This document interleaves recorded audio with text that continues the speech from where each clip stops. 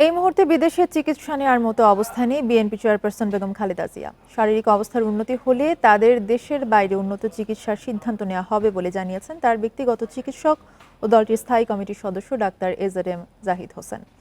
সন্ধ্যায় রাজধানীর এভারকেয়ার হাসপাতালে 6 দিন চিকিৎসা শেষে বাসায় ফেরেন বেগম খালেদা জিয়া। এখন অনেকটা সুস্থ হলেও বাড়িতেই চিকিৎসকদের পর্যবেক্ষণে থাকবেন তিনি। ডাক্তার জাহিদ জানান, Khaleda Zia heart, liver, kidney সহ নানা রোগে ভুগছেন। বিদেশে যেতে দীর্ঘ সময় ভ্রমণে স্বাস্থ্য ঝুঁকি আছে।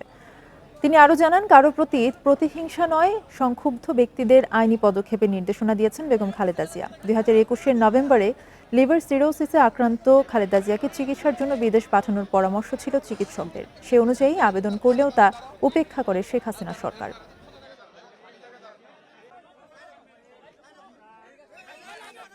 বাইরে নিয়ে যাওয়ার ব্যাপারে এখন সবচেয়ে বড় প্রশ্ন দেখা দিয়েছে যে আজকে থেকে 2 বছর আগেও যখন আমরা বলতাম আর আজকের বাস্তবতাটা ভিন্ন। সুস্থ মানুষে যখন প্লেনে উঠে তার যে উঠার সময় এবং নামার সময় যে স্ট্রেস যায় সেটা ওনার পক্ষে কতটুকু উনি সহ্য করতে পারবেন বা পারবেন না, এইটা একটা মেডিকেল পয়েন্টের একটা প্রফেশনাল এটা দেখতে হবে।